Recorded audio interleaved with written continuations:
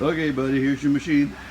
Sorry the garage is a mess, but this is all like factory from when it was actually in the casino. So it still has the serial numbers from the casino.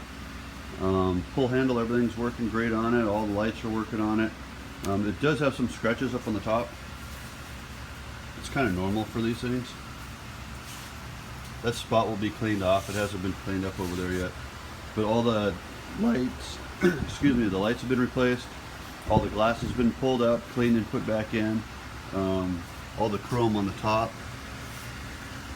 I think it's actually a stainless steel, to be honest with you. But that's all nice and shiny. I can see a little dust on some of it right now, but you get it. And the lights and the glass and everything are fine down here with the tray. The blemish, the only blemish it's really got that's a problem that's been bugging me is this side. And this side down at the bottom's got a big crack in it, which actually is very common for moving these things and for previous owners on them. If that's a problem for you, I don't know if you're going to put it in your like a custom cabinet or if you're going to leave it out. But what I was considering doing is I've got this right here that's Formica, and I was thinking of putting this. It's like a marbled charcoal gray, almost. Yeah, it's not black. It's like charcoal gray Formica. I can cut some of that, and I can replace all this with that Formica. The only thing I was concerned with is if I do that, then that serial number might go away. I can try to cut around so you have the original serial numbers and stuff, stickers down here, but I'm not quite sure about that. But the whole handle can come off, and I could fix that. There's a little notch back there too. But everything else on the machine's working fantastic. So I've got the hopper pulled out because I'm rebuilding the hopper. The hopper is the part that spits the coins out, but it spits the coins out and works great. And go through and you can see like the lights will light up depending on the buttons you push, right? So as you press bet 1, and it'll say like insert another coin because it's a 2-coin machine, and then it turns off once you get the 2 in there. You hit spin reels, or you can hit play max, or you could bet these guys on there and then pull the handle if you want. Pretty cool. They're a blast, man. They're a lot of fun. So, and then the bill validator down here. I got to replace the bill validator for you. Not a big deal. I've got one here, and these machines were made in 1995, so they take older bills. They don't take the brand new hundreds or 20s, but all the older singles, 5s, 10s, 20s, and hundreds they take just fine.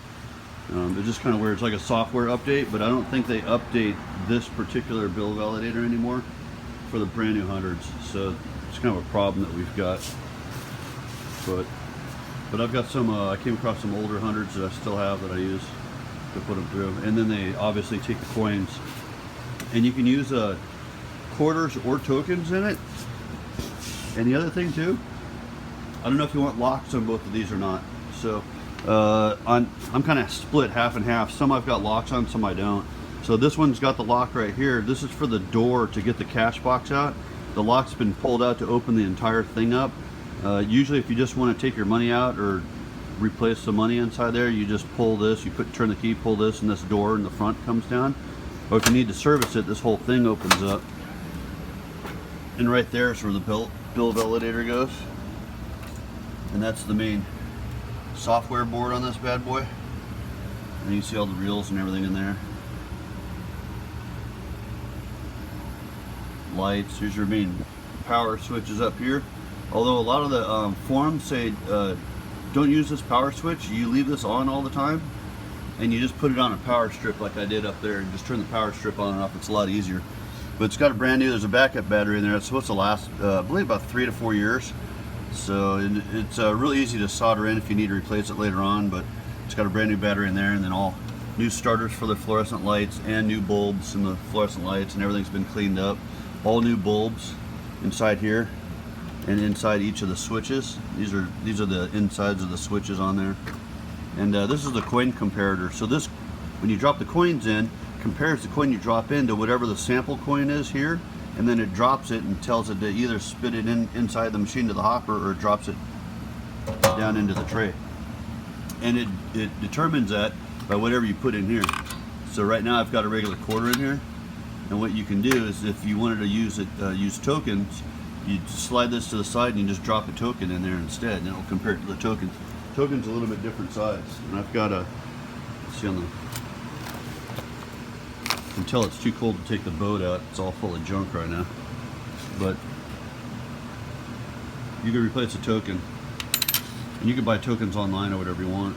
So this is from another machine. This one's actually from a Harrah's machine that I'm using inside, but this is from Harrah's in Missouri.